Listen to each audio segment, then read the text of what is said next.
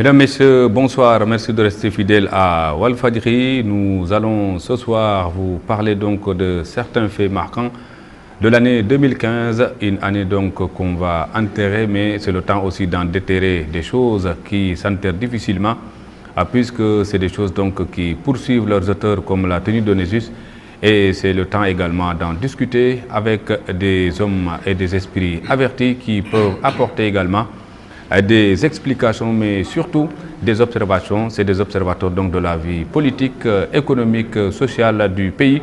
Et c'est donc l'année 2015 qui va disparaître avec beaucoup de choses aujourd'hui dans le domaine politique, dans le domaine économique, mais surtout également, c'est la gouvernance qui sera donc sous la loupe des éditorialistes. C'est pour parler donc aujourd'hui de la situation politique du pays, mais également des perspectives. Et c'est le 31 décembre, le chef de l'État doit s'adresser donc à la nation. Il y a des attentes, il y a également des perspectives qu'il faudra dessiner, mais également c'est des hommes qui peuvent également donner des observations pour au moins orienter l'action gouvernementale par rapport à certaines urgences et par rapport à certaines priorités, puisque à chaque fois, quand on fait le bilan, c'est donc des questions éternelles qui continuent sur le mandat présidentiel, mais également sur le dialogue politique, sur la justice, sur l'éducation, des domaines qui ont marqué l'année 2015 ici au Sénégal et le gouvernement d'une manière générale, avec parfois des particules très politiques qui ne font pas bouger les choses et qui ne bougent pas. Tout cela donc c'est sous l'œil de nos confrères, des éditorialistes qui vont commenter avec moi l'actualité de l'année 2015, rétro 2015, avec mes confrères, et je suis avec le doyen Kadiali Diakité. Kadiali Diakité, bonsoir. Bonsoir. Je suis également avec Abdou Karim Diarra, journaliste au matin. Abdou Karim Diarra, bonsoir. Bonsoir, je rectifie, rédacteur en chef, le témoin. Le témoin. On était ensemble au matin. Ça va poursuivre souvent, c'est avant votre départ pour le Canada. Je suis également avec Serigne Saliou Samb, docteur en sciences politiques et journaliste. Serigne Saliou Samb, bonsoir. Bonsoir. Bonsoir à tous et merci d'avoir répondu à notre invitation. C'est pour parler de l'année 2015 qui s'achève, avec son lot de polémiques et d'espoir également, mais de perspectives pour 2016. Et pour parler de l'actualité politique, nous allons démarrer avec les dernières arrestations liées à l'affaire Lamine Diack et ce qu'on a appelé communément le Diack Gate, qui a remué le landerneau politique sénégalais. Et c'est également une affaire qui risque de connaître des prolongations pour l'année 2016, puisque jusqu'à présent on en parle. Et pour tout de suite démarrer, Kadiali Diakité, je pense que sur ce plan, il y a eu encore des arrestations. Les gens commencent déjà à s'interroger sur une probable restriction des libertés individuelles. Sur ce plan, est-ce qu'il y a lieu de lancer des cris d'alarme et des cris qui méritent d'être aussi entendus pour ce qui concerne la préservation des libertés, et peut-être pour qu'on mette la pédale beaucoup plus douce pour l'année 2016? Des arrestations dans quel domaine? Particulièrement avec l'arrestation de Oumar Sarr, qui est le coordinateur jusqu'à présent du Parti démocratique sénégalais, qui en a connu également d'autres arrestations, c'est-à-dire celle du responsable des jeunes Toussaint Manga, qui est encore en prison, et beaucoup d'interrogations autour de cette question, c'est-à-dire est-ce que c'est des choses qu'on pouvait éviter? Qu'est-ce qui a été à l'origine de cette vitesse dans le domaine de la justice aujourd'hui, où les gens parlent d'indépendance, parlent également peut-être d'une préservation d'une démocratie en laissant également une opposition en face? Là, c'est des questions de justice, mais également des questions de société. Et quand on dit politique, on parle forcément de société. Il y a quand même une vue d'ensemble qu'il faut avoir de cette situation. S'il y a beaucoup d'arrestations, ça peut gêner, mais ça peut également vouloir dire qu'il y a une volonté de mettre de l'ordre. Mais volonté de mettre de l'ordre ne veut pas dire forcément sévir par la voie de la justice ou de la répression, mais c'est également utiliser d'autres leviers. Nous savons que nous sommes dans un pays où le politique ou la politique domine d'une manière générale la vie publique. Et dans l'arène politique, les gens ont tendance à avoir une certaine mentalité qui veut que quand on fait de la politique, tout est permis au nom de cette politique-là. Quand on est membre d'un parti politique, on agit au nom du parti politique, on agit au nom de la politique. Donc on peut faire ce que l'on veut, on peut dire ce que l'on veut, on peut s'exprimer comme on veut. Il ne s'en suivra rien du tout, on dira oui, c'est de la politique. Et je pense que c'est là où il y a une certaine moralisation à faire. Parce que la politique n'est pas un milieu de débauche. C'est un milieu respectable parce que la politique en elle-même, dans son sens propre, est une activité noble, parce que c'est une activité qui tend à se charger de la vie de la nation, de la vie des citoyens et de la mener à bon port selon la volonté de ces citoyens-là. Et de ce point de vue, donc, c'est une activité saine, une activité noble, une activité que tout le monde devrait entourer du maximum de précaution, en tout cas plutôt d'attention et de considération. Et ne pas se dire que c'est parce qu'on est en politique, on peut faire ce qu'on veut, on peut aller là où on veut, on peut dire ce qu'on veut au nom de la liberté d'expression et sans coup férir. Et que par exemple les propos que les hommes politiques se permettent de dire, de prononcer publiquement, un citoyen lambda disait, et je sais ce que je vais subir comme sanction. Donc je pense qu'il y a une moralisation de ce niveau-là, et c'est toutes les parties de là. Il faut d'abord corriger cette mentalité-là avant de faire quoi que ce soit, de mon point de vue. Je dis que généralement au Sénégal, c'est ce côté-là où les gens pêchent un peu. Mais cela dit, si on reste toujours sur le terrain politique, en considération de tout ce que je viens de dire, si un homme politique se permet de dire certaines choses, simplement parce que c'est la politique, alors que ce qu'il dit ne repose sur aucun fait réel qui peut être étayé par des preuves palpables et tangibles et indiscutables. Vraiment, je pense que l'autorité suprême de la nation, ou en tout cas les autorités, d'une certaine manière, à un certain niveau, peuvent voir tout cela de haut et ne pas se rabaisser à leur niveau, ou ne pas en tout cas descendre aussi bas que les gens voudraient qu'ils descendent pour avoir des comportements qui peuvent être dénoncés un jour. Et je dis que quelque part, il y a un dilemme. Il y a une volonté de mettre de l'ordre, il y a une volonté de vouloir s'exprimer, donc de jouir de sa liberté d'expression, mais ces deux volontés-là doivent pouvoir être exercées avec beaucoup d'intelligence et avec beaucoup de finesse dans un cadre qui a été bien défini, où il n'y a pas de quiproquo, il n'y a pas de malentendu, il n'y a pas d'amalgame du tout, et que vraiment qu'on assainisse les mœurs aussi bien politiques, sociales que juridiques. Juridique. Kadiali Diakité, Abdou Karim Diarra, comment maintenant manœuvrer pour pouvoir au moins réussir à ménager l'espace démocratique, mais également éviter ce qu'on peut appeler l'abus de pouvoir, parce que, comme on dit, tout est permis sauf ce qui est interdit. Est-ce que cela signifie que ce qui est interdit semble s'ériger aujourd'hui en règle dans l'espace politique? Mais justement, c'est-à-dire que le processus d'ancrage démocratique dans notre pays est tellement salué par le monde et par le continent africain comme le Sénégal comme un pays leader en matière de démocratie. Et je crois que nul n'a le droit, même si on est dans l'espace politique, nul n'a le droit de remettre en cause ces acquis qui ont été des acquis de longue haleine et qui doivent continuer à être approfondis. Et partant de là, comme le dit le doyen, il n'est pas question de transformer l'arène politique en une où on peut dire ce qu'on a envie de dire, n'importe comment, n'importe où. Non, je crois qu'il y a un minimum de respect qui participe même à équilibrer ce que je peux appeler la gestion de l'espace politique. On peut développer des rapports sains, cultiver une certaine adversité dans des proportions vraiment assez pertinentes qui relèvent même des débats d'idées de la profondeur. Et j'ai magnifié une image, deux images. Celle en novembre, quand Sarkozy allait rendre visite au président François Hollande à la suite des événements de novembre.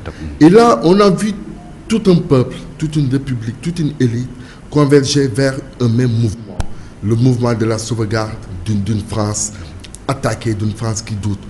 Et récemment, lorsque le président Macky Sall est allé rendre visite à un de ses prédécesseurs, le président Abdou Diouf, ce sont des images qui à travers leur banalité, me poussent à magnifier l'exemplarité de la démocratie sénégalaise. Parce que dans de rares cas en Afrique, vous verrez que les prédécesseurs sont souvent en prison, sont souvent traqués, ils sont en exil.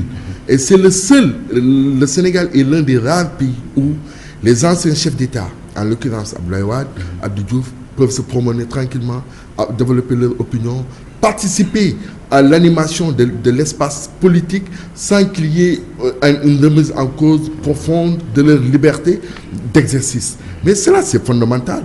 Or, on peut le déplorer effectivement, ces arrestations tout azimut, parce que je crois que ça ne valait pas la peine d'arriver à ce niveau-là, qu'il y ait à un moment, les autres autorités doivent se lever à un niveau pour éviter qu'on écorne cette image d'une démocratie.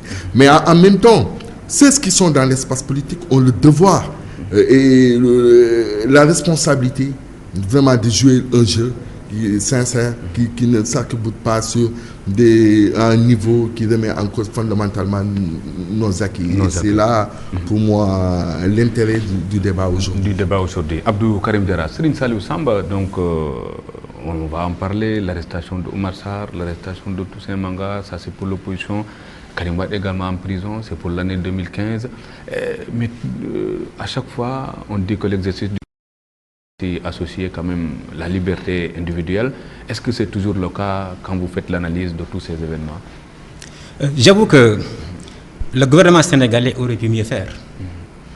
Parce que pour cette dernière affaire, Oumar Sarr, je crois que l'État a réagi de façon excessive en tentant d'apporter une réponse judiciaire à une question politique. Et c'est même une fuite en avant. Parce qu'en réalité, les Sénégalais attendent le gouvernement de Macky Sall sur les questions brûlantes et très graves soulevées par Lamine Diack, plutôt que sur les conséquences, c'est-à-dire les propos de Oumar Sarr. Je vais y revenir. Mais pour moi, à défaut de la réaction du président de la République, qui, dans cette affaire, quoi qu'on dise, est mis hors de cause, d'abord par le Monde et par Lamine Diack et par le Monde, je crois que le procureur aurait pu quand même ouvrir une information judiciaire pour éclairer quand même la lanterne des Sénégalais. C'est là qu'on attendait quand même le pouvoir. Même s'il y a séparation entre les deux pouvoirs. Même s'il y a séparation entre les deux pouvoirs, je pense que à défaut de s'autosaisir, des citoyens, ils sont en train de le faire, auraient pu quand même pousser Dame Justice à quand même agir. Parce que, Ousmane, les faits sont extrêmement graves. Lamine Diack a parlé d'argent sale, d'argent de la drogue, d'argent de la corruption qui aurait servi à financer l'opposition. Quand bien même cette opposition, c'est-à-dire les gens qui ont reçu, n'ont pas accédé au pouvoir, mais c'est des gens qui pouvaient être présidents de la République. Mais imaginez, des gens qui ont été financés par des Russes, qui ont touché l'argent sale, mais qui accèdent, qui tiennent les manettes, mais quand même, c'est la catastrophe. Moi, je pense que c'est sur ces questions-là que le gouvernement devait répondre pour exiger à ce que la liste des bénéficiaires soit publiée et qu'on nous donne des informations sur l'argent des assises nationales, sur l'argent de la présidentielle et sur tous ceux-là dont les noms sont cités sous le manteau, qu'ils soient journalistes, je dis bien journalistes, qu'ils soient chanteurs, qu'ils soient politiques, qu'ils soient de l'opposition, qu'ils soient du pouvoir. Parce qu'à chaque fois, chaque jour, on en reçoit une nouvelle salve. Il y a des insinuations qui même déstabilisent notre profession de journaliste. Parce qu'il y a des insinuations selon lesquelles des journalistes, de grands journalistes de ce pays-là auraient reçu. Mais qui sont-ils? Mais quand même, il faut que cette liste-là, moi, je prie pour qu'elle soit publiée. Et c'est là quand même que j'attends le gouvernement. L'État a les moyens, c'est vrai. Il ne peut pas quand même s'immiscer dans le fonctionnement de la justice, mais l'État a les moyens, a les canaux pour quand même provoquer cette publication qui va mettre tout le monde à l'aise, sauf quand même les gens qui ont touché l'argent sale. Donc je dis que l'État a réagi quand même de façon disproportionnée en apportant une réponse politique, voire politicienne à une question, en apportant une réponse juridique, judiciaire et une politicienne à une question politique. Mais cela ne dédouane pas Oumar Sarr, parce que n'oublions pas que ses propos ont été excessifs. Parce que quand même, dans ce communiqué, moi je suis tombé de ma chaise. Quand même, il n'a pas pris de gants. Lui, il s'est basé sur les informations qui ont circulé, je crois qu'un certain vendredi après-midi. Parce que moi, jusqu'au moment où je partais pour la prière du vendredi, je n'avais pas les informations. C'est au retour de la prière que j'ai eu les informations. Mais les libéraux auraient pu quand même attendre 24 heures, avoir des informations, mais ils sont contentés de ce que les gens ont dit, ils ont supputé et ils ont utilisé l'affirmative. Je crois qu'Omar Sarr a fauté quand même. Moi, je pense même qu'honnêtement, il doit présenter des excuses au président de la République. Parce que c'est ça qui le grandit. Mais je dis quand même en même temps, l'État a fauté par comme sa réaction excessive. Donc, pour me résumer, moi, Ousmane, je retiens 3 choses fondamentales dans cette année, durant cette année-là. Elle a débuté, comme vous l'avez dit, avec l'arrestation de Karim Wade, son procès. Elle a fini avec cette affaire de Lamine Diack. Mais entre-temps, il y a eu les propos innommables, inqualifiables, inacceptables, condamnables d'Abdoulaye Wade envers son prédécesseur. Je crois que j'ai fait allusion à des propos que vous comprenez, que je ne vais pas reprendre ici. Et c'est là quand même que je pense que aussi Macky Sall doit faire preuve de grandeur. Parce qu'en allant rendre visite à Abdou Diouf, il a bien fait, mais sa démarche est sélective. Pourquoi n'a-t-il pas quand même essayé d'aller rendre visite à celui qui a en grande partie contribué à ce qu'il soit président, même si après ils sont brouillés. Moi je pense que je l'attends, parce que quand même il est élu confortablement, il a des ambitions, il est très respectable au Sénégal, en Afrique, partout dans le monde. Moi je pense que je m'attends même à ce qu'il profite de cette fin d'année pour accorder une grâce, ou je ne sais pas comment faire pour Omar Sarr, pour décanter la situation, parce que le pays n'a pas besoin de cela. J'ai dit qu'elle a débuté avec le procès de Karim Wade, qui nous poursuit encore, les propos de Abdoulaye Wade qui sont venus faire trembler tous les Sénégalais, et aujourd'hui elle finit avec cette affaire Lamine Diack.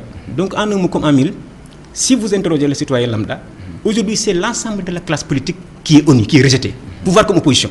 Parce que dans cette affaire, on vous dit que le pouvoir de l'époque, Abdoulaye Wade, a montré que c'était un pouvoir carent, qui n'avait pas la capacité de contrôler mais ce qui est dans nos frontières. C'est sous le magistère d'Abdoulaye Wade donc que l'argent sale est entré dans le pays. Donc sur ce même registre, ils sont condamnables. Donc c'était des incapables, pardonnez-moi l'expression. Mais en même temps, une partie en tout cas de ceux qui aspiraient à diriger ce pays, y compris les assisards et ce qu'on appelle, enfin, les adversaires, les enragés de la place Obélisque. Ousmane, souvenez-vous, à l'époque, c'était aussi la pensée unique. Parce que parmi les gens qui luttaient contre Abdoulaye Wade, mais il y a des gens qui ne toléraient pas la contradiction, mais qui insultaient tous ceux qui ne pensaient comme eux, mais souvent qui aspiraient à diriger le pays. Des gens très respectables, qui sont candidats à la présidentielle, des universitaires, mais qui passaient leur temps à insulter les juges constitutionnels. Vous vous souvenez? Aujourd'hui, dans l'entourage de Macky Sall, il y a des gens qui insultaient le Conseil constitutionnel et des juges qui sont aujourd'hui décédés. Mais écoutez, ce sont ces gens-là qui le gouvernent. Donc ils sont meilleurs que, vous croyez qu'ils sont meilleurs que ceux qui sont dégommés? Je pense que les citoyens sénégalais aujourd'hui ont dit, en tout cas disent, que les politiques, c'est-à-dire ceux qui étaient là, ceux qui sont là, sont presque les mêmes. Donc il est temps pour que la classe dirigeante se renouvelle, quitte à donner le pouvoir à des non-politiques pour essayer. Voilà, je voudrais rebondir un peu sur ce qu'a dit Serigne Saliou. C'est Samba. Alors, pour revenir sur la moralisation de la vie publique sénégalaise. Parce que vous savez, les citoyens sénégalais, ce sont des gens respectés et respectables, qui ont poliment voté pour des citoyens comme eux, pour prendre en main leur destinée.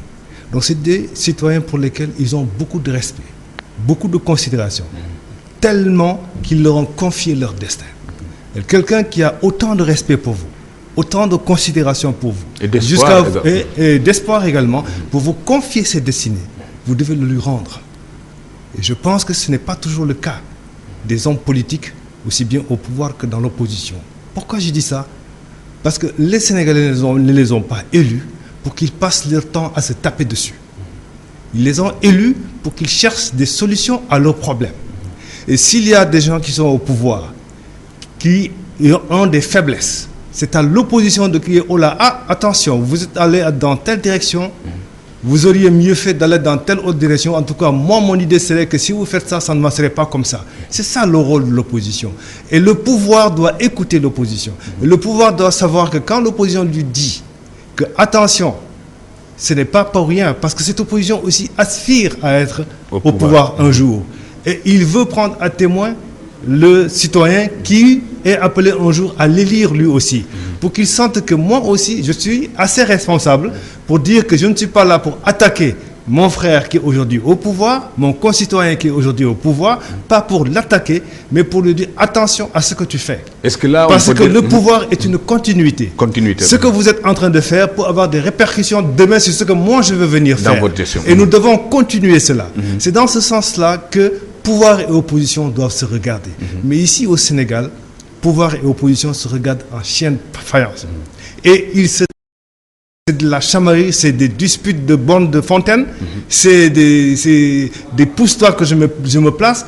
On a l'impression que les politiques ne sont là que pour avoir la place ou une place juteuse. Donc à la place des critiques qui pouvaient être constructives, on a des dénigrements, à la politique des partis. Et puis des coques en jambes, des pots de banane qu'on se glisse, et puis toutes les occasions sont bonnes pour déstabiliser l'autre, alors que ce n'est pas ça le rôle qu'on attend des citoyens. Il faut avoir du respect pour les citoyens. Les citoyens qui vous regardent là, mais demain ils ont leur carte d'électeur en main, s'il n'y a pas de magouille, mais ils vont décider. Ils vont décider qui les respecte. Ils vont décider qui va dans le sens de leurs aspirations. Ils vont décider qui peut être porteur de leurs espoirs. Et vous ne pouvez rien. Les grands électeurs ne sont pas ces grands bavardeurs qui occupent l'espace. Les grands électeurs, ça c'est un autre problème. Les grands électeurs au Sénégal ne jouent pas le rôle de grands électeurs. Je ne peux même pas appeler ça des grands électeurs. C'est des lobbies qui sont là pour leurs propres intérêts. Ils ne sont pas là pour être des grands électeurs. Ça n'a pas la même signification. Le mot grand électeur, je pense, a une autre signification ailleurs dans d'autres démocraties. Aux États-Unis, mais pas. Mais ici, je ne pense pas qu'on puisse parler de grands électeurs. On parle de lobbies, de cercles, de milieux de pression, mais qui ne sont mus que par leurs propres intérêts et qui utilisent les leviers du pouvoir à travers des personnes manipulables pour atteindre l'objectif. C'est totalement différent. Oui.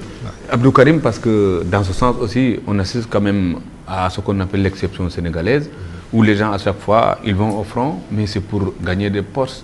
Ils vont au front, pas pour le sacerdoce, mais pour une sinecure, et cela se vérifie à certains niveaux également. Justement, c'est-à-dire que c'est la fonction,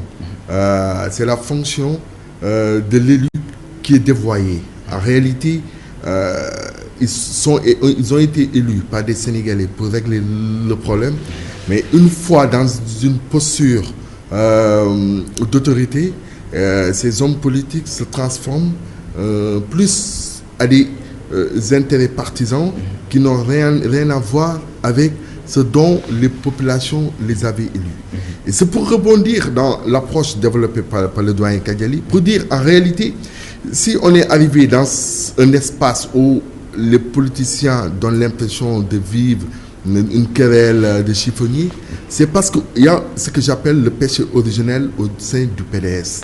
Le péché originel, c'est que l'avènement de Macky Sall n'a pas été une réalité sociologique ancrée au niveau des libéraux.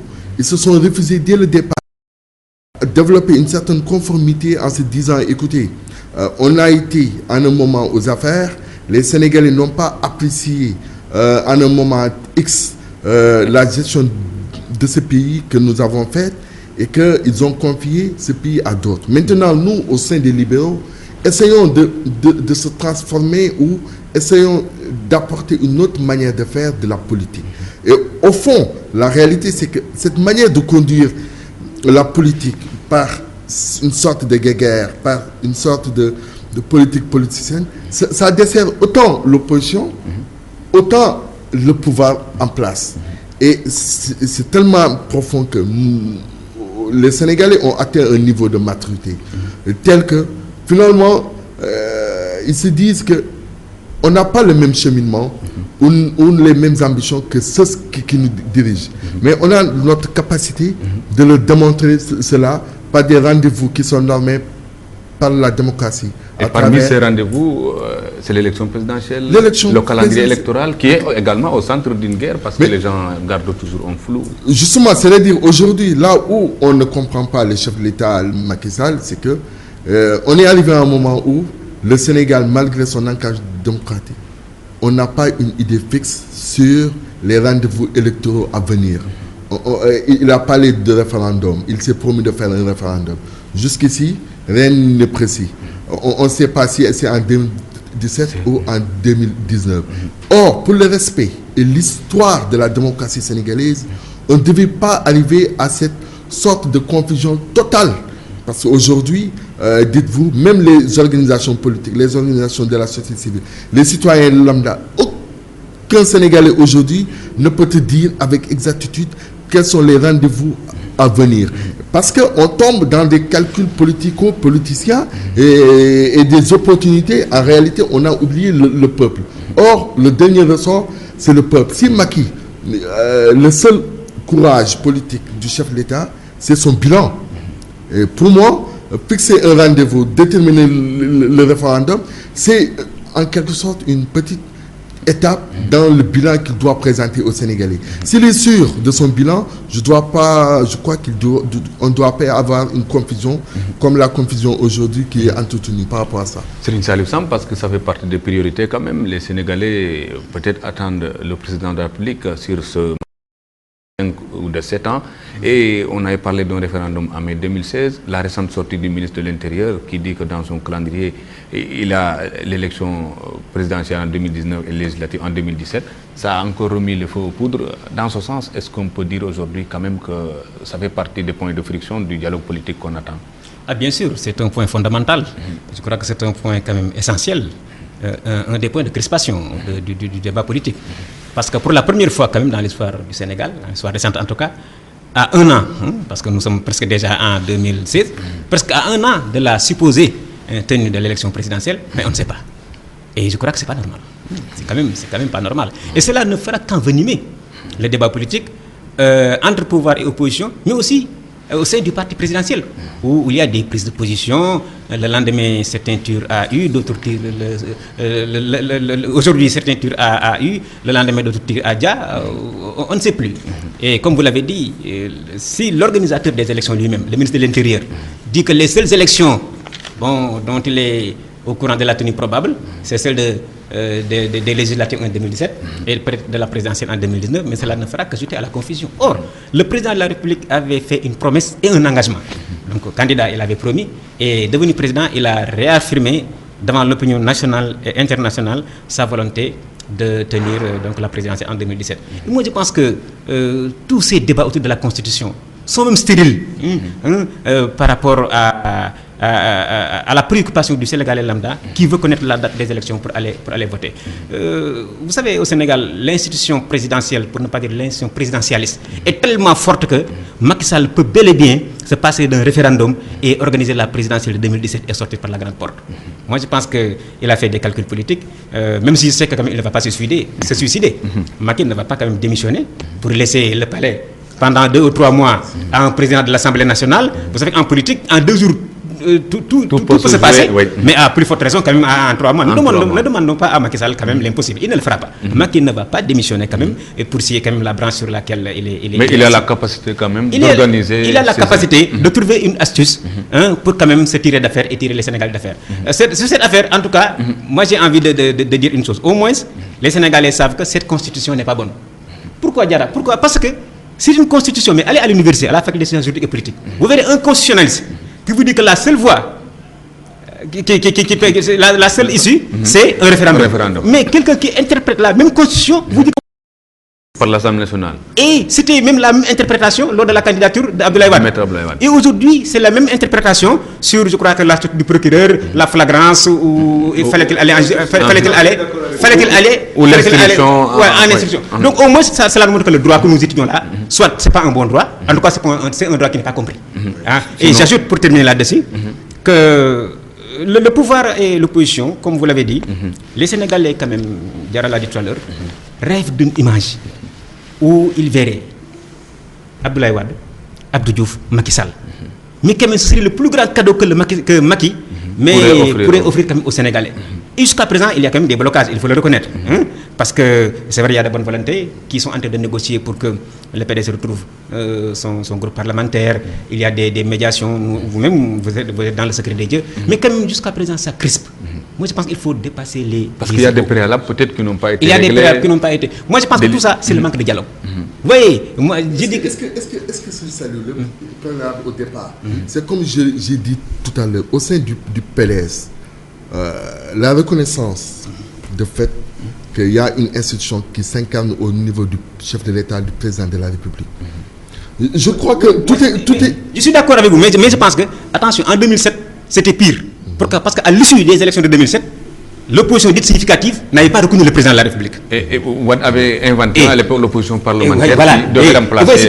Et d'ailleurs, selon le PDS, ce sont ces mauvais perdants-là qui ont été à l'origine des assises nationales. Voilà. Ils les ont même qualifiés d'insurgés. Et la première tentative de dialogue avait échoué également. Donc ici, au moins, quand même, le PDS, je crois qu'il y a des faucons là-bas qui disent n'importe quoi, qu'ils ne veulent pas dans l'expression, mais quand même, au moins, ils savent quand même Macky Sall est bien élu, confortablement élu, et que c'est le président de la République. Dès lors qu'il y a cette reconnaissance, moi je pense qu'il faut lâcher du lest quelque part. Savoir que, comme vous l'avez dit, ce Sénégal-là nous appartient tous, et que la seule préoccupation des citoyens, je vous le dis, mais ce n'est ni la Constitution, ni le référendum, mais c'est quelque chose à mettre sous la dent. Les Sénégalais veulent manger, les Sénégalais veulent avoir la santé, aller à l'école, se soigner et vivre en paix, en sécurité. Kadjeli quitté parce que l'opposition aussi n'a que le discours, peut-être l'action et les actions appartiennent au pouvoir dans ce sens aussi. L'opposition essaie d'établir un parallélisme selon lequel, c'est pour cette raison, il y a une raison pour laquelle Abdoulaye Wade a surtout perdu le pouvoir. C'est ce qu'on a appelé son wax-waxet. Beaucoup de gens au PDS pensent que rien qu'à cause de ça seulement, Abdoulaye Wade a perdu le pouvoir. Or, les Sénégalais avaient déjà rejeté Abdoulaye Wade avant même son wax-waxet. Tout cela qui a poussé Abdoulaye Wade à faire du wax-waxet pour rester parce qu'il avait une autre ambition. Et cette ambition, il ne pouvait l'atteindre peut-être qu'en restant lui-même au pouvoir. Donc on a voulu aussi que, par parallélisme, qu'on colle du wax-waxet à Macky Sall également. Mais les deux contextes sont différents, totalement différents. Et beaucoup de gens ne perçoivent pas la nuance. Abdoulaye Wade avait dit: j'ai verrouillé moi-même la Constitution, que lui, il a fait voter par référendum. On ne peut plus y toucher. Je ne peux pas me représenter. C'est clair, c'est entré dans l'esprit des gens et tous les Sénégalais étaient d'accord comme quoi la Constitution était verrouillée. Et au dernier moment, il dit: donc je reviens sur ma décision, je reviens sur ce que j'ai dit, je ravale ce que j'ai dit, pour dire que cette Constitution, je peux toujours me présenter. Et il va prendre des experts. Maintenant, il y a eu des oppositions d'experts de part et d'autre pour venir prouver ou ne pas prouver que cette Constitution, elle est verrouillée ou elle n'est pas verrouillée. Est-ce que cela signifie pour autant que l'artisan principal de la justice, c'est le président de la République? Parce qu'on parle d'indépendance, mais à l'époque des constitutionnalistes... D'une manière générale, on peut dire que Abdoulaye Wade s'est érigé, dans ce sens, en artisan de la Constitution. Parce que c'est lui qui dit: j'ai verrouillé, après il dit: maintenant je peux me présenter. Il disait même que ces détailleurs, à chaque fois, ils peuvent te retailler. Bon. Alors, donc par rapport à ça, il y a eu ce débat-là. Ce qui fait que d'ailleurs, je suis d'accord avec Serigne Saliou en disant que notre Constitution est à revoir. Elle est bonne ou elle n'est pas bonne, mais je pense qu'elle est à revoir parce qu'elle prête toujours à interprétation et à discussion, à débat. Et même à des débats d'experts. Où chacun semble avoir raison. Voilà. Aussi bien au niveau de l'université qu'au niveau des groupes d'experts que l'on peut appeler de part et d'autre en fonction des positions des uns et des autres. Et jusqu'à présent, le même problème se pose à propos de la promesse électorale de Macky Sall, qui est devenue par la suite un engagement après son élection.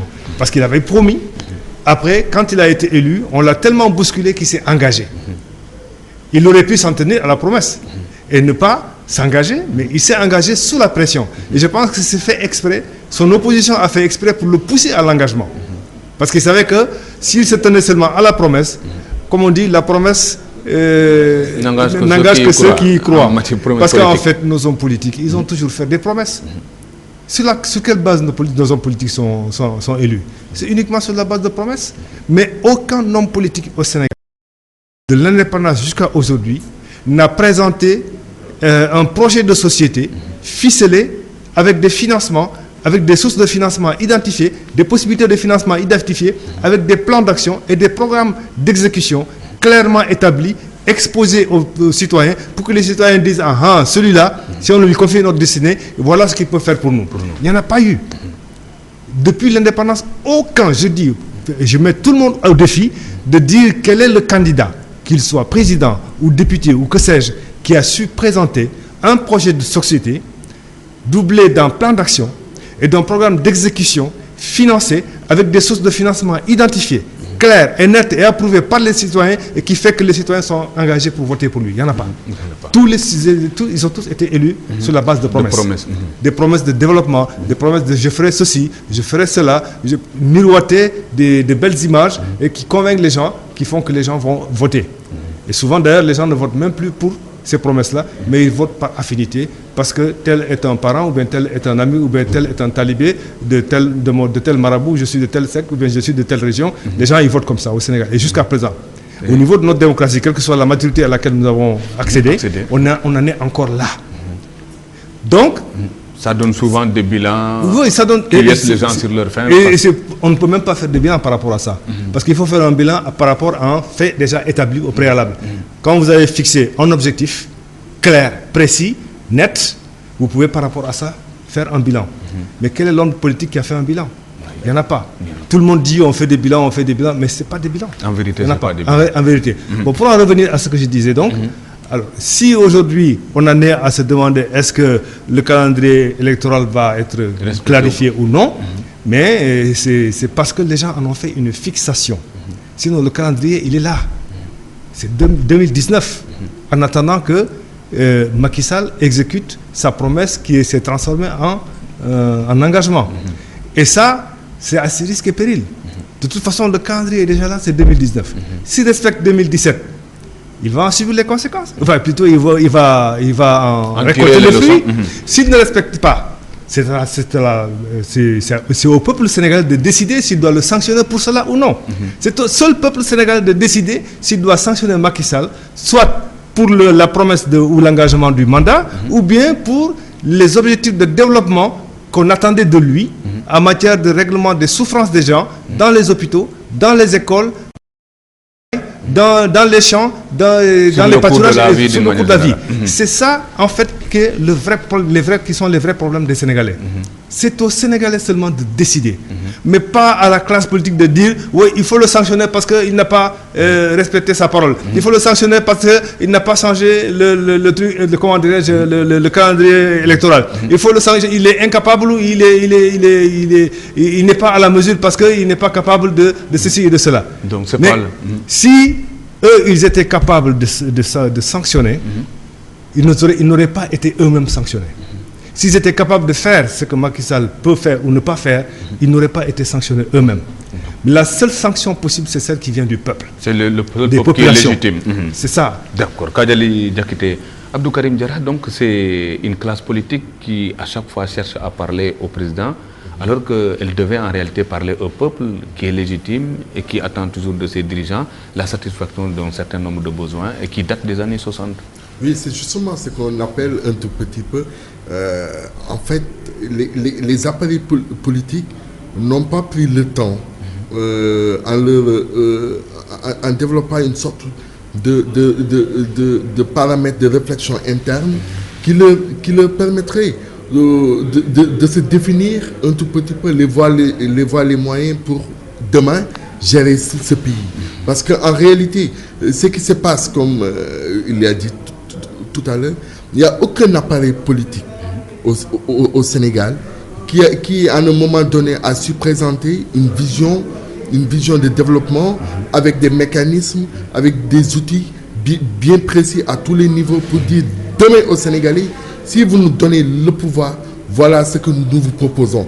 Et au départ, les Sénégalais sauront, d'ailleurs, la première chose, c'est que cet appareil politique a non seulement un programme avec des axes bien définis, mais les Sénégalais pourront apprécier les animateurs de ces partis politiques. Je prends un exemple dans certaines grandes démocraties, dont le Canada. Au Canada, le parti politique est tellement structuré, organisé, on sait d'avance si un tel homme politique est élu, quelles sont ses priorités, son programme, et qui va être tel ministre. C'est-à-dire que là-bas, on assiste à une structuration tellement poussée. Sur chaque domaine, on sera le parti libéral. Quand ça parle d'agriculture, on sait qui doit parler agriculture au sein de cette partie. Quand il s'agit de développement industriel, ok, économie, tout. Donc, il y a une sorte d'organisation très bien huilée.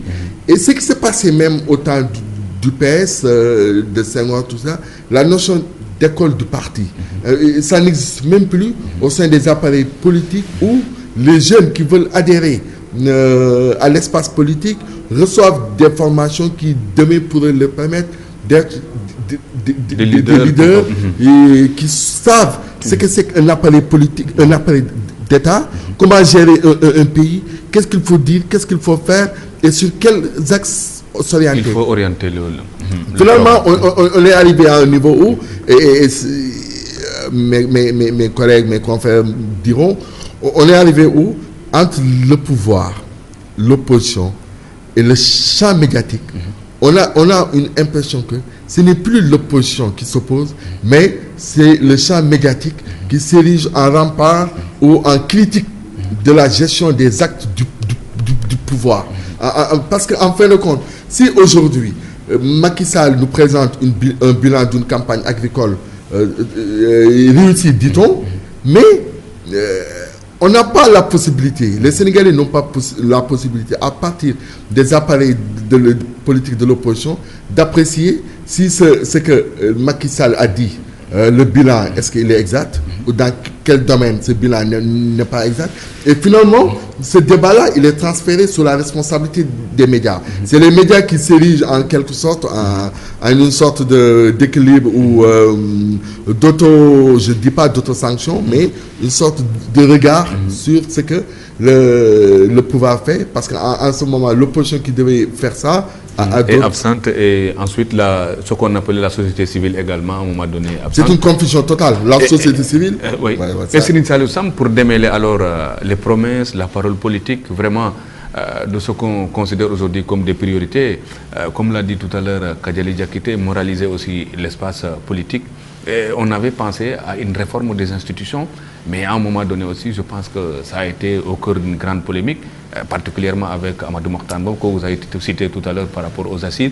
Sur ce plan aussi, comment réussir aujourd'hui à assainir l'espace politique, mais tout en essayant également, à un certain niveau, de réussir ce qu'on a pour le moment appelé la tentative de démêler la parole politique de la parole sociale qui devait plutôt assister la population. Oui, pour assainir la vie politique et sociale d'une façon générale, je crois qu'il faudra un déclic, en tout cas un acte fondateur. Tout à l'heure, Diarra a parlé du rôle des médias, que nous saluons tous. Mais quand même, cela ne m'empêche pas d'être un peu pessimiste. Parce que aussi, quand même, disons-le nettement, actuellement, l'esprit critique est en train de disparaître dans ce pays. Parce que les journalistes étaient plus incisifs sous Diouf et sous Wade qu'actuellement sous Macky Sall. Dans beaucoup de rédactions, vous êtes au courant des journalistes qui ont quitté ou bien qui ont été virés. Pourquoi? Parce qu'ils ont eu la plume, on peut dire, contre le régime. Aujourd'hui, dans beaucoup d'organes de presse, c'est l'autocensure et la censure. Il ne se passe pas un jour où les fédayines ou bien les zélés du palais n'appellent pour modifier des articles. Je me souviens lorsque le cortège de Macky Sall a été caillassé, il y a un conseiller très spécial du président de la République qui a passé son temps à appeler des rédactions pour lui demander de ne pas mettre l'accent sur ça. Or, pour nous journalistes, mais c'est le train qui n'est pas arrivé à l'heure qui est l'information. Tout ce qu'il a fait là-bas est important. Mais pour nous, l'information, c'est que son cortège a essuyé des jets de pierre. Et si la presse n'en avait pas parlé également, est-ce qu'il y aurait possibilité de poursuite? Effectivement, malheureusement, c'est pourquoi je dis que cette tentative de domestiquer la presse, qui ne date pas d'aujourd'hui chez Macky Sall, il faut le dire. Lui, en tout cas, il excelle. Moi, je l'admire sur deux plans. En tout cas, il a réussi actuellement à domestiquer une bonne partie de la presse. Il faut le dire, et il faut le dénoncer même. Beaucoup d'organes de presse, beaucoup de journalistes ont agité le drapeau blanc, ont déposé les armes. Ils ne critiquent plus. Ils sont dans le maquis. C'est ça la vérité. Mais Macky Sall est en train de tenir une autre promesse. Il avait dit qu'il va démanteler l'opposition. Il est en train de le faire. Mais cela risque de se retourner aussi contre lui. Parce que moi, je pense qu'en tant que démocrate, il est un président très bien élu. Je crois que, comme je l'ai dit, très bien apprécié en Afrique et une partie des Sénégalais. Il devait quand même renforcer cette opposition au lieu de la demande. Il est à la recherche de pièces de rechange et parmi ces pièces, un certain niveau pour diminuer vous peut-être savez, la voix. Mais en tout cas, Djiboka, moi je le plains. Parce que pour la censure populaire, il reste l'un des plus grands traîtres de l'histoire du Sénégal. Je suis désolé de le dire. Quelqu'un qui a mangé au plat de Senghor, au plat de Diouf, de Wade et aujourd'hui de Macky. Mais qu'est-ce que Djibo peut apporter à Macky Sall? Djiboka ne signifie plus rien. D'ailleurs, l'homme du 8 mars 2000, depuis ce jour-là, je crois que les Sénégalais l'ont vomi. Actuellement, il ne fait qu'ajouter donc, au rejet quand même social et politique dont il est victime. Je ne pense pas que Djiboka puisse apporter quoi que ce soit. Maintenant, pour en revenir à la question de l'assainissement de la vie publique et des mœurs politiques, moi je pense qu'il faut un déclic, un acte fondateur. Il faut de l'autocritique chez nous les journalistes. D'abord, nous qui pensons parfois être des donneurs de leçons, alors que nous ne savons pas grand-chose. Mais les doyens ne me démontreront pas. Mais si rares sont les journalistes qui peuvent tenir un débat, comme vous le faites actuellement, parce qu'ils ne sont pas sourcés, ils ne sont pas documentés. Parfois, ils invitent des gens, mais qui les dominent de bout en bout, qui noient le poisson, qui contrôlent la parole. Et parfois, même vous avez envie, en tant que journaliste, mais de venir à leur secours. Parce que tellement on les étale. Ça, vous le voyez tous les jours. Parce que les gens sont plus formés, c'est la sous-formation, on n'est plus à bonne école. Et malheureusement, il faut le dire aussi, il y a des gens qui sont sortis de l'école, de la grande école de journalisme, mais qui sont devenus des dames de compagnie, qui ont cassé leurs plumes, qui aujourd'hui, pour des sinécures, pour des strapontés, mais ont transhumé. Malheureusement aussi, une partie de l'élite intellectuelle, mais regardez le nombre d'universitaires aujourd'hui qu'il y a au palais. Regardez ces conseillers-là qui ont déserté les amphis pour aller au palais.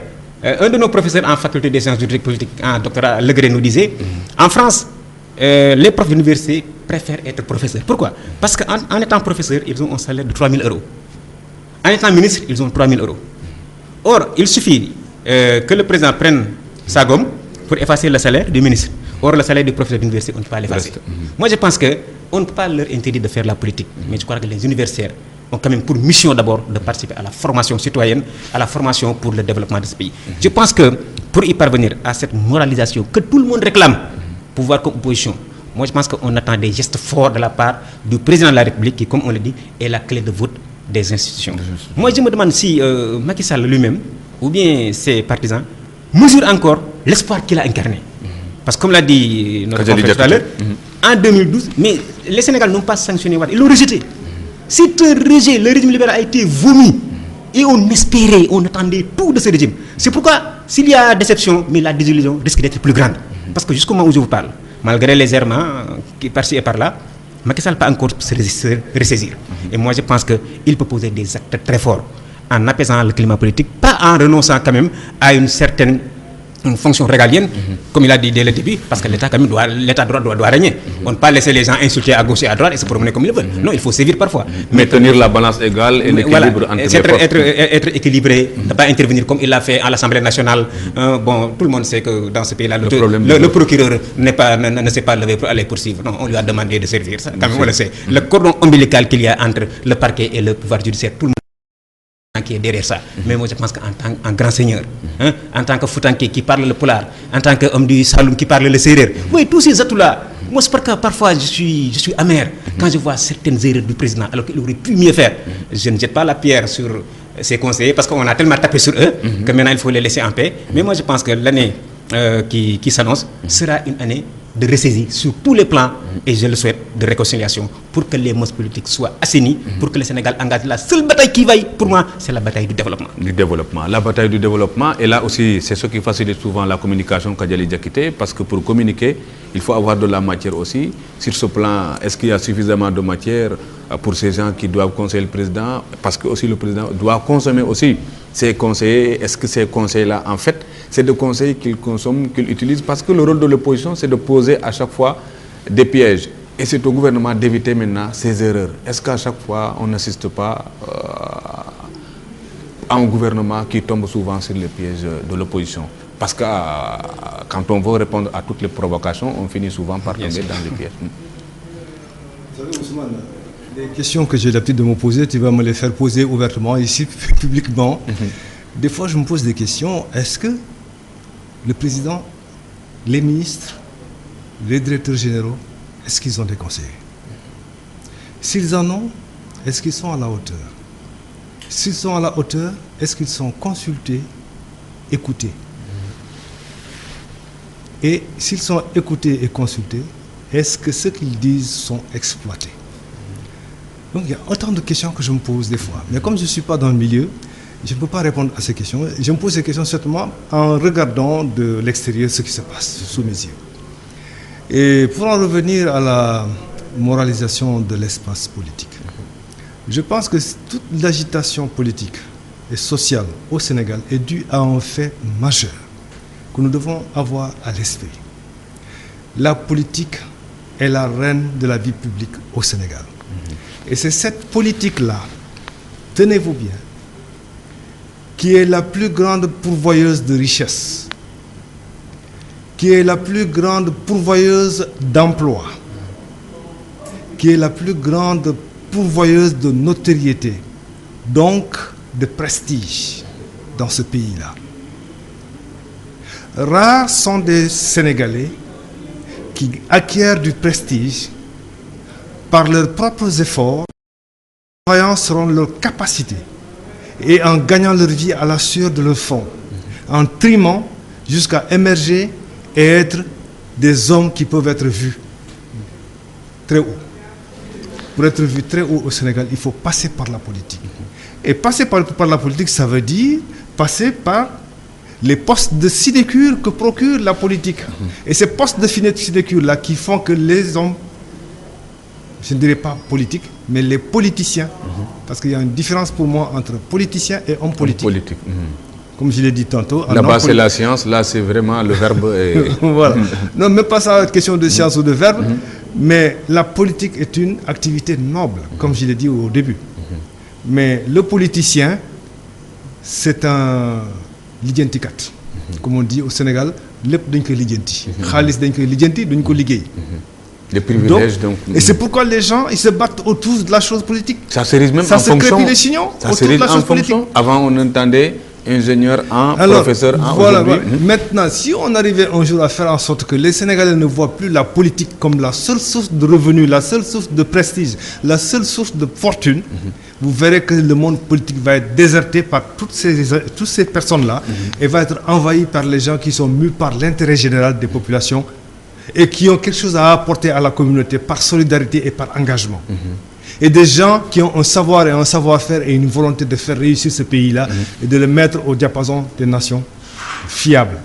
Et quel discours vraiment attendre aujourd'hui donc du président pour au moins Ce n'est pas un discours, c'est des faits, des gestes, des actes concrets. Et on a dit, la plupart de nos présidents ont raté le coche. Abdoulaye Wade a été très bien élu en 2000. Très très bien élu. Tout comme Macky Sall. En 2012. Mais tous les deux, ils sont en train de rater le coche. C'était l'occasion, au moment où ils avaient tous les bras du Sénégal qui les soutenaient, d'entreprendre quelques réformes qui soient, mais positivement, qu'elles soient douloureuses ou pas, mais une réforme est par nature toujours douloureuse, mais il aurait fallu prendre ces réformes douloureuses-là, se faire violence et redresser la barre. Parce que une barre qui est tordue, pour la redresser, il faut la chauffer. Beaucoup d'efforts, oui. Il faut beaucoup d'efforts pour la chauffer.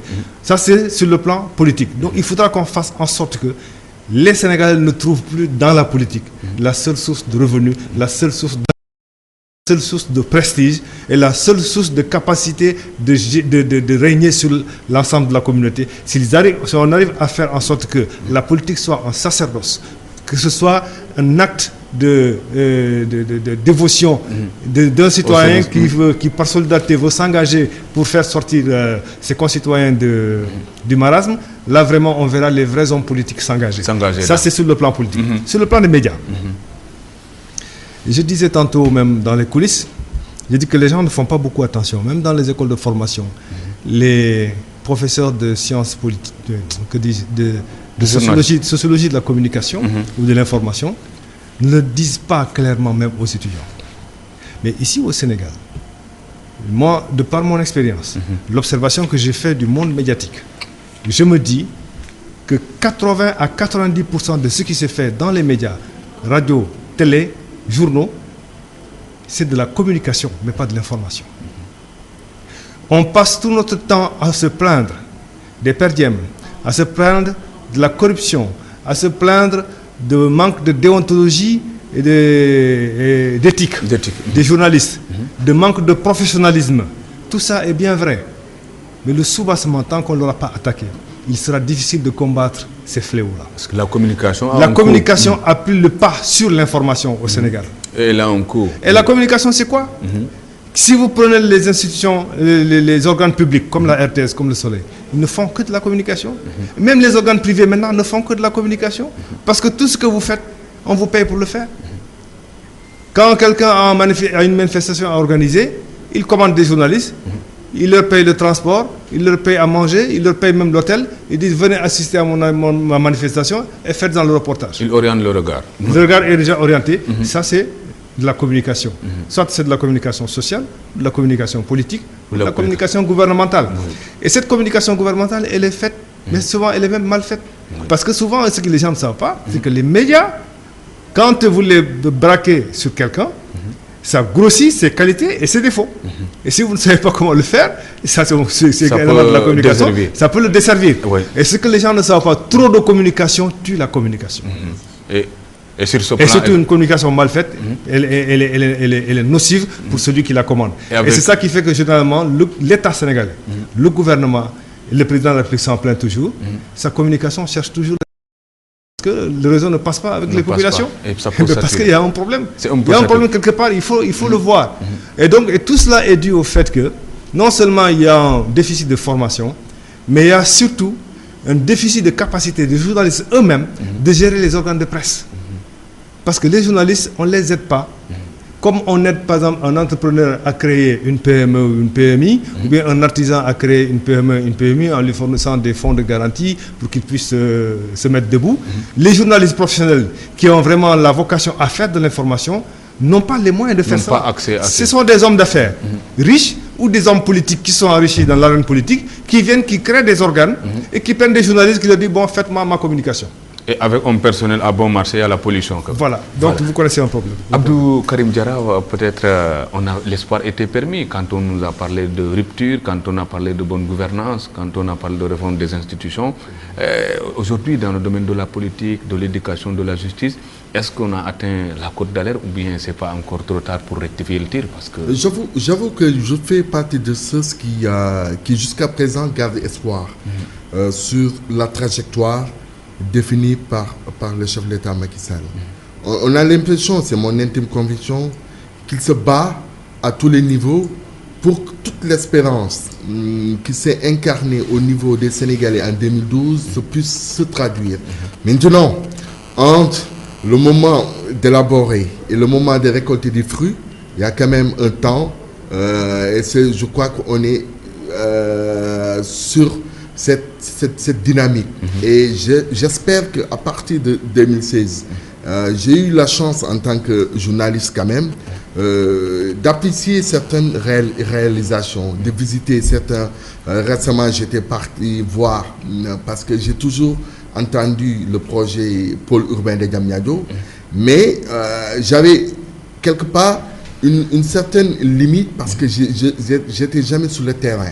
Mais j'avoue que je suis parti visiter, je suis parti voir l'aéroport international de Diass. Tout ça, ce sont quand même des actes concrets sur le terrain. Mais il y a quand même un aspect qui est important. C'est il faut que le chef de l'État, clé de voûte des institutions, puisse, à partir des actes concrets, définir une certaine démarche d'abord pour la moralisation et l'assainissement de la vie politique. Il faut qu'il y ait un dialogue. Que ce dialogue, c'est lui qui doit même appeler, quel que soit les circonstances, le contexte. Non, c'est à lui de définir cela. Personne d'autre ne peut le faire à sa place. Et arriver à même éclairer les Sénégalais sur les programmes électoraux, les échéances, pour que au moins qu'on puisse définir comment l'animation du jeu politique va se dérouler. Serigne Saliou Samb, après l'affaire Lamine Diack, est-ce que ce qui a été fait dans ce sens pour ce qu'on a appelé la bonne gouvernance vous paraît vraiment suffisant pour orienter encore les choses? Interrogé sur la nécessité de différencier l'homme d'État de l'homme politique, l'ancien Premier ministre britannique Winston Churchill disait ceci: l'homme d'État, c'est celui qui se préoccupe de la prochaine génération. L'homme politique, le politicien, c'est celui qui se préoccupe de la prochaine élection. Fin de citation. Je m'attends à ce que Macky Sall soit l'homme qui se préoccupe de la prochaine génération plutôt que, c'est-à-dire l'homme d'État qui s'occupe de la prochaine génération plutôt que le politicien, l'homme politique qui s'occupe de la prochaine élection. Et là, je pense que, même s'il n'est pas obligé, il doit quand même éclairer la lanterne des Sénégalais sur la tenue de la prochaine présidentielle. C'est une question fondamentale qu'il ne peut pas esquiver. Autre question sur laquelle il est attendu, c'est l'espace social. Parce qu'au moment où nous parlons, le QCM-SAES bande les muscles. Le SAES menace d'aller en grève. Autrement dit, on va encore vivre une année perturbée et on va faire encore du colmatage à la fin de l'année pour tenir des examens dont les diplômes devaient être normalement invalidés. Parce qu'actuellement, nos élèves, nos étudiants et les enseignants sont nuls parce que le système sénégalais et le système éducatif universitaire est nul. Autre question sur laquelle le président est attendu, même s'il ne va pas l'évoquer ouvertement, c'est la question de la Diack. C'est-à-dire c'est l'argent sale de la corruption, l'argent du dopage qui a servi à financer l'opposition sénégalaise. C'est une question fondamentale et moi je pense que le président doit aider à tirer cette affaire au clair en quand même demandant une enquête ou bien en autorisant, entre guillemets, le procureur à ouvrir une instruction judiciaire pour que cette affaire soit tirée au clair, pour qu'on ait la liste des corrompus qui crient sur tous les cieux qu'ils vont assainir le pays alors qu'ils sont comme les autres. Dans l'affaire du fonds de promotion économique, à l'époque, sous Diouf, on avait publié des noms. Avec récemment l'affaire de la traque des biens mal acquis, les gens ont refusé de publier de noms. Avec la Diack aussi, on refuse de publier de noms. Est-ce que cette pratique aussi peut aider à clarifier? C'est extraordinaire. Chaque fois, il y a des noms, parce que le procureur, vous avez bien fait de le souligner, le procureur Ndao a été viré parce qu'il voulait poursuivre des gens. Entre-temps, Awakoudou Ndiaye a transhumé, d'autres ont transhumé et on les a protégés. Malheureusement, Baylawan et d'autres là, est-ce que dans cette affaire-là, il y a des gens qui sont proches du régime? Est-ce qu'il y a des journalistes? Est-ce qu'il y a des artistes? Tout le monde doit être clair. Merci bien. Serine Salou Samba Kadiali. Parce que de l'aspect de clarifier la chose en menant une enquête pour clarifier la liste qui est cachée, mais il faut aussi faire en sorte que cela ne puisse plus se faire. Cela veut dire qu'on ne puisse plus financer des partis politiques sans qu'on sache d'où vient l'argent. Qui finance? Qui finance? C'est ça. Les organes de contrôle sont là, mais aussi peut-être les prérogatives et aussi la liberté de vérifier de l'espace politique d'une manière. Aujourd'hui. Abdou Karim Diarra, je vous remercie. Serine Saliou Sam, je vous remercie. Kadiali Diakité, merci d'avoir répondu à notre invitation. Merci à tous ceux qui suivaient Walfadjri. Dans quelques instants, donc, le message à la nation du chef de l'État qui sera également suivi dans notre débat. Mesdames, Messieurs, passez une excellente soirée. Au revoir.